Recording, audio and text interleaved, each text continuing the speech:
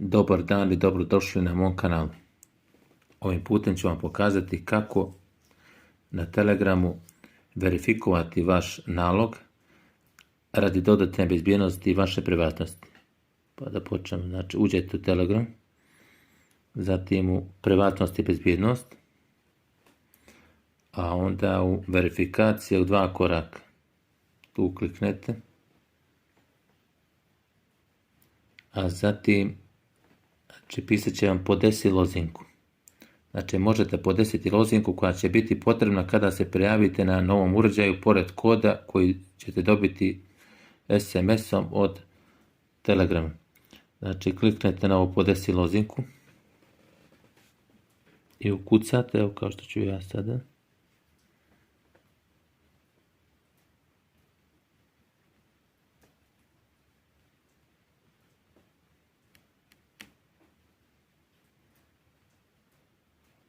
Tu kliknete, da je ponovo unesete, da je potvrdite u ćuraci.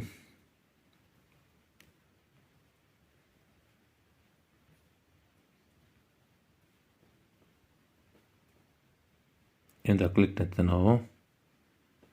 Pisat će vam nagovještaj za lozinku, nije obavezno, ali možete napraviti. To uglavnom možete preskočiti.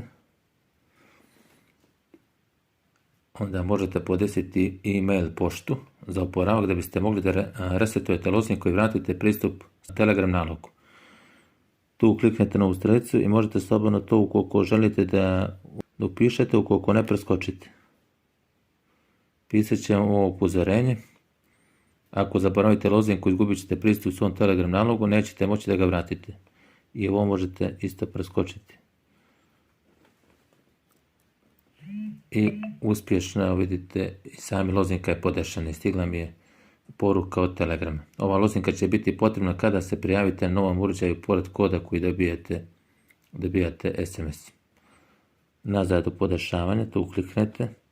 Znači, ukoliko želite, možete i da promijenite lozinku, na ovo prvo tu kliknete, tu kucajte novu lozinku. Isto je na ovaj način, potvrdite 2 puta. A možete i da onemogućite lozinku ili da podesite e-mail poštu za oporavak.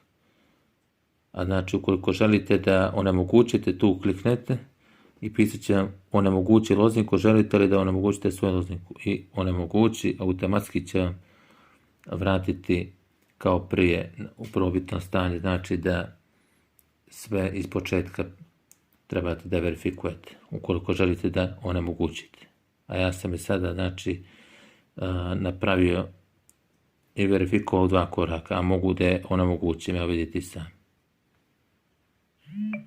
Evo opet mi je stigla poruka od Telegrama, znači verifikacija 2 koraka, onemogućio sam je, vidite u prvom polu piše ne. To što znači da nije omogućeno. To bi bilo sve u ovom klipu.